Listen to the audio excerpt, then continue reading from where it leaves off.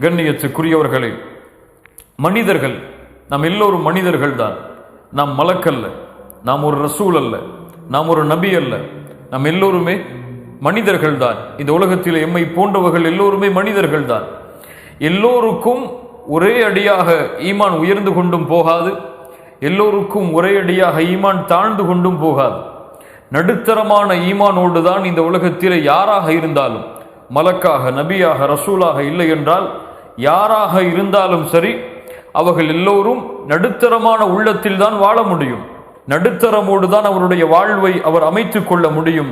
ஒரு மனிதன் ஒரு நேரத்திலே அப்படி இருப்பான், இன்னொரு நேரத்திலே அப்படி இருப்பான். அவனுக்கு உரைகளை கேட்கும் பொழுது ஈமான் அதிகரிக்கும். பள்ளியை விட்டு வெளியே சென்று விட்டால் அதனுடைய தாக்கம் குறையும். அதே தாக்கத்தை அவன் எதிர்பார்க்க முடியாது. அவன் மலக்கல்ல அப்படி எதிர்பார்ப்பதற்கு, அவன் நபி அல்ல அப்படி எதிர்பார்ப்பதற்கு, அவன் ரசூல் அல்ல அப்படி எதிர்பார்ப்பதற்கு. இந்த நிலையோடு தான் ஒரு மனிதன் இந்த பூமியிலே வாழ முடியும். கண்ணியத்துக்குரியவர்களே, இந்த உள்ளத்தை அல்லாஹ் ரப்புல் ஆலமீன் பரிசுத்தப்படுத்த விரும்புகிறான். அல்லாஹ் கட்டளையிடுகிறான், இந்த உள்ளத்தை நீங்கள் பரிசுத்தப்படுத்துங்கள். இப்படி உலக ஆசையிலும் மறுமையை மறக்கக்கூடிய தன்மையிலும் அல்லாஹ்வை விட்டு தூரமாக கூடிய இந்த உள்ளத்தை அழைத்து நீங்கள் பரிசுத்தப்படுத்துங்கள். அல்லாஹ் ரப்புல் ஆலமீன் அவனுடைய புத்தகம் அல் குர்ஆனிலே சூரத்து ஷம்ஸுடைய சூராவில் அல்லாஹ் 11 முறை அல்லாஹ் ரப்புல் ஆலமீன் சத்தியம் செய்கிறான். அவன் படைத்த படைப்புகள் எல்லாம் அல்லாஹ் அடுக்கி அந்த படைப்புகள் ஒவ்வொன்றின் மீதும் அல்லாஹ் சத்தியம் செய்கிறான். வஷ்ஷம்ஸி வத்துஹாஹா வல் கமரி இதா தலாஹா வன்னஹாரி இதா ஜல்லாஹா வல்லைலி இதா யக்ஷாஹா வஸ்ஸமாஇ வமா பனாஹா வல் அர்தி வமா தஹாஹா வனஃப்ஸி வமா ஸவ்வாஹா ஃபஅல்ஹமஹா ஃபுஜூரஹா வதக்வாஹா. அல்லாஹ் படைத்த இந்த படைப்புகள் மீதெல்லாம் அல்லாஹ் சத்தியமிடுகிறான். இதன் மீது நான் சத்தியமிடுகிறேன், சூரியனின் மீது சத்தியமிடுகிறேன், பகலின் மீது சத்தியமிடுகிறேன், இரவின் மீது சத்தியமிடுகிறேன் என்று அதனுடைய தன்மைகளை எல்லாம் அல்லாஹ் கூறிவிட்டு இந்த 11 சத்தியத்திற்கு பிறகு அல்லாஹ் ரப்புல் ஆலமீன் கூறுகிறான், கத் அஃப்லஹ மன் ஸக்காஹா, கத் அஃப்லஹ மன் ஸக்காஹா. அல்லாஹ் ரப்புல் ஆலமீன் சத்தியமிட அவசியமில்லை, அல்லாஹ் கூறினாலே நமக்கு புரிந்துவிடும். ஆனால் இருந்தாலும் அல்லாஹ் ரப்புல் ஆலமீன் சத்தியமிடுகிறான் என்றால் அதில் என்ன அர்த்தம்? அல்லாஹ் ரப்புல் ஆலமீன் இந்த கவனத்தை நீங்கள் மீண்டும் அதிகமாக செலுத்த வேண்டும். இது அவ்வளவு முக்கியமான விஷயம். 11 முறை அல்லாஹ் ரப்புல் ஆலமீன் குர்ஆனில் ஒரே அடியாக எந்த சூறாவிலும் அல்லாஹ் சத்தியமிடவில்லை. அல்லாஹு அக்பர். எந்த சூறாவிலும் ஒரே அடியாக அல்லாஹ் ரப்புல் ஆலமீன் அல்லாஹ் சத்தியமிடவே கிடையாது. அல்லாஹ் ஒரே சூறாவில் இத்துணை சத்தியங்களுக்கு பிறகு அல்லாஹ் என்ன சொல்ல வருகிறான்? கத் அஃப்லஹ மன் ஸக்காஹா வகத் ஹாப மன் தஸ்ஸாஹா. யார் உள்ளத்தை பரிசுத்தப்படுத்தினார்களோ அவர்கள் வெற்றி அடைவார்கள், அவர்கள் வெற்றி அடைவார்கள். அல் ஃபலாஹ், எல்லாம் வெற்றிகள் எல்லாம் உள்ளத்தை யார் பரிசுத்தப்படுத்துகிறாரோ அவருக்கு தான். வகத் ஹாப யானி ஹஸிர, நஷ்டமடைவார், இழிவடைவார். மன் தஸ்ஸாஹா, தஸ்ஸ புதைத்தல், யார் பாவத்திலே தன்னை புதைக்கிறானோ, யார் தன்னை இந்த உலகத்திலே அல்லாஹ் தடுத்த காரியங்களில் தன்னை புதைக்கிறானோ, உள்ளத்தின் அழுக்குகளில் தன்னை புதைக்கிறானோ, இவன் நாசமடைவான், நஷ்டமடைந்து விடுவான். கது அஃப்லஹ மன் ஸக்காஹா வகது ஹாப மன் தஸ்ஸாஹா கது அஃப்லஹ மன் தஸக்கா. அல்லாஹ் சூரத்துல் அஅலாவில் சொல்லுகிறான், கது அஃப்லஹ மன் தஸக்கா, யார் இந்த உள்ளத்தை பரிசுத்தப்படுத்தினாரோ அவர் வெற்றி அடைவார் என்று. கண்ணியத்துக்குரியவர்களே, இந்த தஸ்கியாவுடைய அடிப்படை ஆரம்பம் வேறென்ன? எதற்காக இந்த தஸ்கியா? கல்வை, யார் இந்த கல்வை படைத்தானோ அந்த ரப்புடன் நெருக்கமாக்கி அவனை நேசிக்க வைத்து அவன் மீது ஆதரவை கொடுக்க வைத்து அவனை பயந்து உள்ளத்தாலும் வெளிப்படையாலும் அவனுடைய கட்டளைகளை செயல்படுத்தி அவன் தடுத்ததை விட்டு விலகி அவன் விதித்த ஹத்திலே நிலையாக இருந்து அவனுடைய நேசத்தையும் அவனுடைய பொருத்தத்தையும் தேடுவதுதான் தஸ்கியாவுடைய அசாஸ், அடிப்படை.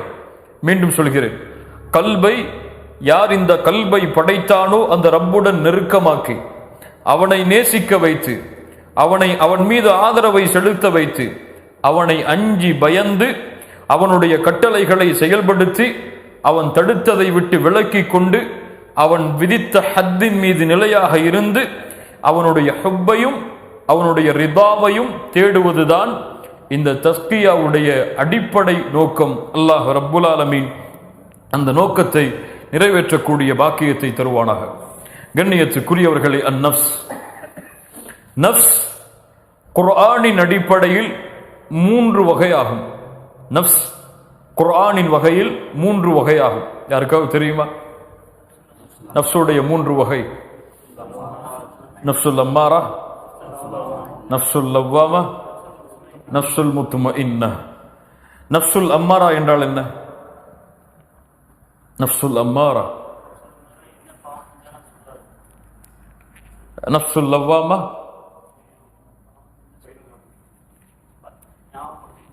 நப்சுல் முத்மஇன்னா.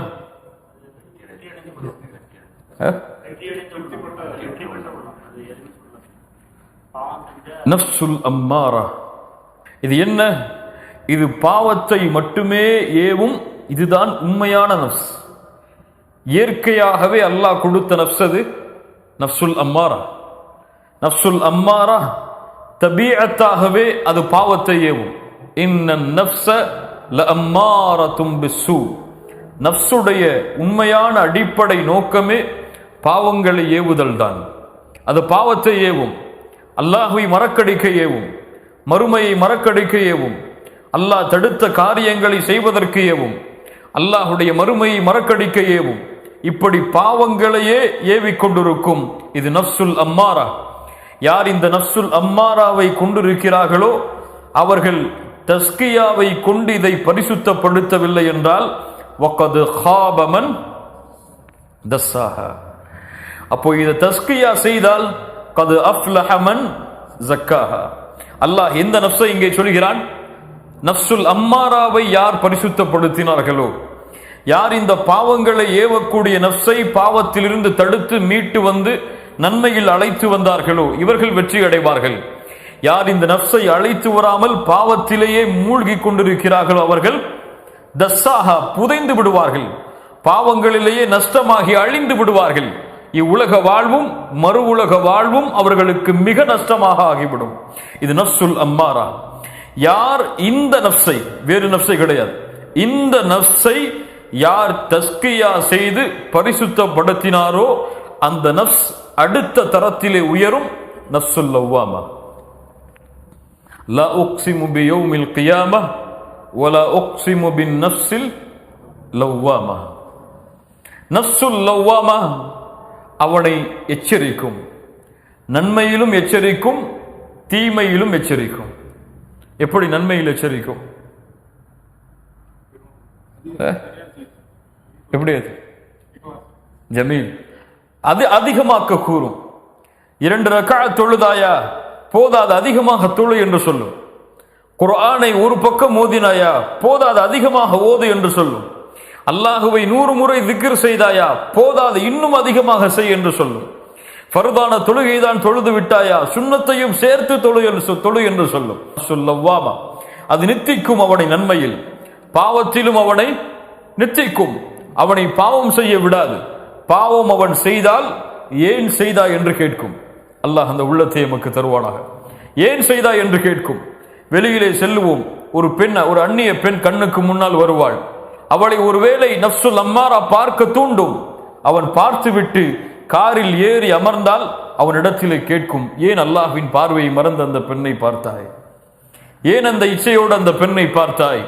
உனக்கு அல்லாஹ் அதை தடை விதித்திருக்கிறானே, ஏன் செய்தாய் என்று கேட்கும். அல்லாஹு அக்பர்.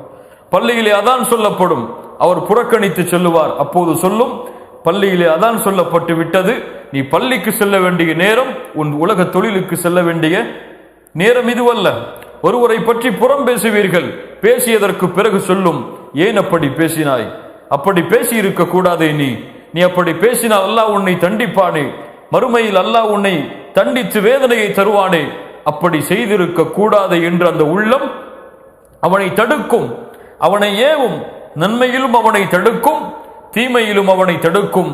நன்மையில் தடுக்கும் என்றால் நன்மையை அதிகரிக்க கூறும், தீமையில் தடுக்கும் என்றால் தீமையை ஏன் செய்தா என்று கேட்டு அவனை நன்மையின் பாதையில் அழைத்து வரும். முதல் தரம் என்ன? நப்சுல் அம்மாரா. இரண்டாவது தரம் நப்சுல் லவ்வாமா. இந்த நப்சுல் லவ்வாமா அல்லாஹுடைய அருளால் இவனுக்கு பரிசாக கொடுக்கும், கூலியாக கொடுக்கும் நஃப்சுல் முத்மஇன்னா. அல்லாஹு அக்பர். நஃப்சுல் முத்மஇன்னா. இந்த நஃப்ஸ் அல்லாஹுடைய பொருத்தத்தில் உள்ளத்தை அமைதியாக்கி இருக்கும், உள்ளத்தை சுத்தமாகி இருக்கும், உள்ளத்தில் அல்லாஹுடைய அன்பை முழுவதுமாக விதைத்திருக்கும். இவர்களை பற்றிதான் அல்லாஹ் ரப்புல் ஆலமீன் குர்ஆனிலே எல்லா இடங்களிலும் முஃமின்களுடைய தன்மை என்று சொல்லுகிறானே, அந்த தன்மைகள் உடையவர்கள் எல்லாம் இந்த நஃப்சுல் முத்மஇன்னாவை சுமந்தவர்கள் தான். கண்ணியத்துக்குரியவர்களை, இந்த பூமியில் சில அடியார்கள் உண்டு.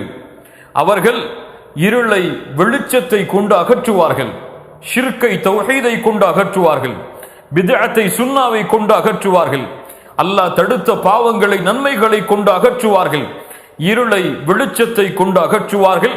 ஒரு ஆட்டிடையன் ஆடுகளை மேய்ப்பதை போன்று இரவுடைய நேரம் வந்தால் ஒரு பறவை எப்படி கூட்டிலே வந்து உட்கார்ந்து கொண்டு தன்னை மூடிக்கொள்ளுமோ அது போன்று வந்து இரவுடைய நேரங்களில் மூடிக்கொள்வார்கள். தங்களுடைய நேசர்களோடு கலந்த பிறகு, இரவுடைய வெளிச்சங்கள் எல்லாம் சூழ்ந்ததற்கு பிறகு, எல்லா மனிதர்களும் படைப்பினங்களும் படுக்கைக்கு தயாரானதற்கு பிறகு, இவர் இந்த நஃப்ஸை சுமந்தவர் தன்னுடைய ஹபீபை சந்திப்பதற்காக எழுந்து நிற்பார். அவருக்கு முன்னால் எழுந்து நின்று அவனுடைய பூமியில் அவனுடைய கட்டளைக்காக நெற்றியை பணிய வைப்பார். அவனுடைய அவனுடைய நேசத்தை வெளிப்படுத்துவார். அவன் கொடுத்த நிஅமத்திற்கு அருள் செய்வார். இப்படிப்பட்ட நஃப்சுல் முத்மஇன்னாவை சுமப்பவர்களுக்கு அல்லாஹ் கொடுக்கக்கூடிய முதல் கூலி, அவர்களுடைய கல்பில் அல்லாஹ் நூரை வெளிப்படுத்துவான். அவர்களுடைய கல்பில் அல்லாஹ் நூரை வெளிப்படுத்துவான். அல்லாஹுடைய நூரை வெளிப்படுத்துவான். இஸ்லாமின் நூரை அல்லாஹ் வெளிப்படுத்துவான். குர்ஆனின் நூரை அல்லாஹ் ரப்புல் ஆலமீன் வெளிப்படுத்துவான். இந்த நஃப்சுல் முத்மஇன்னாவை சுமந்தவர்கள் தனிமையில் வந்தால் அல்லாஹுவை நினைப்பார்கள், வெளியிலே சென்றால் அல்லாஹுவை நினைப்பார்கள், குடும்பத்தோடு இருந்தால் அல்லாஹுவை நினைப்பார்கள், வியாபாரத்திலே இருந்தால் அல்லாஹுவை நினைப்பார்கள். எந்த சூழ்நிலையில் அவன் வாழ்ந்தாலும் அல்லாஹுடைய நினைவோடு வாழ்வான். நஃப்சுல் முத்மஇன்னாவை சுமக்காதவர்கள் தனிமையில் இருந்தாலும் வெளிப்படையில் இருந்தாலும் அல்லாஹுடைய பார்வையை விட்டு தங்களை தூரமாக்கிக் கொள்வார்கள். இப்ப நஃப்சுடைய 3 படித்தரம் இது. முதல் படித்தரம் என்ன? நஃப்சுல் அம்மாரா. இரண்டாவது படித்தரம் நஃப்சுல் லவ்வாமா. மூன்றாவது படித்தரம் நஃப்சுல் முத்மஇன்னா. இதில் என்னுடைய நஃப்ஸ் எந்த தரம்? எந்த தரம்? அதான் நம்முடைய கேள்விங்க. நஃப்சுல் அம்மாராவா, பாவங்களை ஏவக்கூடிய நஃப்ஸ் தான் நம்முடைய நஃப்ஸா, அல்லது பாவங்கள் செய்யும் பொழுது தடுக்கக்கூடிய நஃப்ஸ் நம்முடைய நஃப்ஸா, அல்லது எந்த பாவமும் கஷ்டமும் குற்றங்களும் இல்லாமல் முத்துமஇன்னா நிலையான நஃப்ஸாக ஆகிவிட்டது நம்முடைய நஃப்ஸா? நஃப்ஸ் நஃப்சுல் லவ்வாமா, நஃப்சுல் அம்மாரா.